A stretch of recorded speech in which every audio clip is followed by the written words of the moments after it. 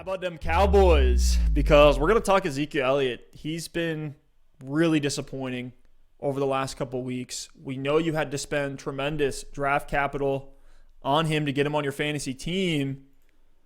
Is there a world where you would imagine benching Ezekiel Elliott in week 15 just based on the disappointing outings that he's had in back-to-back weeks?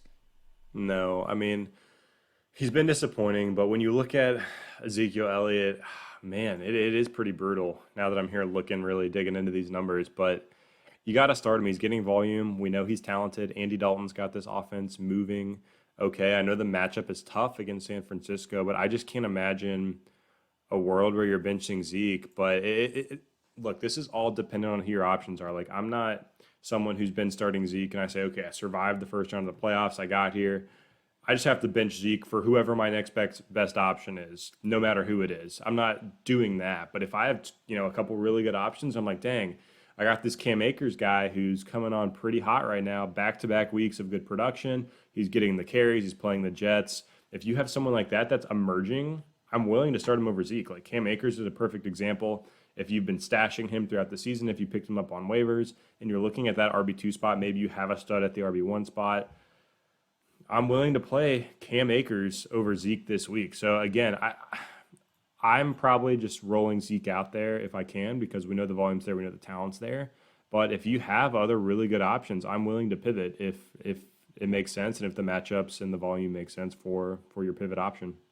Yeah, if Zeke is like a luxury option, like he's your third running back that you could start at the beginning of the year, then so be it. You can set him. Maybe you consider flexing him just based on what those other options are. This is really, dependent on roster, but Zeke's sitting at the current RB9 in PPR leagues. He disappointed in a smash matchup against Cincinnati last week. They're 18th against the running back position, and he's only had one game with more than 15 fantasy points since week 5, which is just really scary to think about.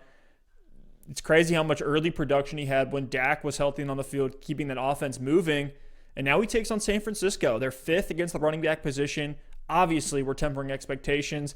He's an RB2 at worst, which I think is startable in most leagues. Let's play a game here real quick. Let's compare Zeke against some other players. Clyde Edwards-Helaire against New Orleans or Zeke versus San Francisco? Oh, man, that's tough. I'll go CEH. I'm in the same boat. What about Miles Sanders against Arizona? They're 12th against the running back position, or Zeke against San Francisco? I think I'll go Zeke there.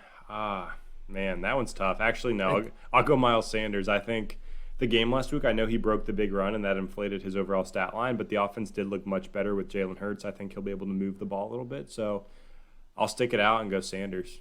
And then last one, Kenyon Drake or Ezekiel Elliott? Man, this one doesn't feel great because Kenyon Drake hasn't been really involved in the receiving game at all. But he's on such a touchdown hot streak. I got to go with Kenyon Drake. The Cardinals' offense is humming. They're getting opportunities inside the 5 consistently, and Kenyon Drake is their guy there. I know earlier in the season it was these Kyler Murray runs. Lately, it's been Kenyon Drake. He scored 5 touchdowns in his last 4 games. I think he gets in again this week against they're actually playing the Philadelphia Eagles, but I think Drake gets in. I think I'm going to give Zeke a pass. I'm with you on all of those options. I would take those guys over Zeke. Just kind of wanted to demonstrate where his value is for a lot of fantasy players. But he was coming into that game against Cincinnati questionable. The Cowboys got a massive lead early, took their foot off the gas. Zeke actually played a season-low 60% of snaps last week. And at this point, he's a pure volume play. And he's banged it's actually up. Pretty interesting. If you look at his performance this year, you look at his stats across the season, 3.9 yards per carry, breakaway run rate is 1.4%, which is outside of the top 50. But here's the thing with Zeke. He's in the top 5 in rushing attempts and targets at the running back position this season. So if you liked players like 2019 Leonard Fournette or 2019 David Montgomery, these high volume, low explosiveness running backs, that's 2020 Ezekiel Elliott at this point since Dak has been out.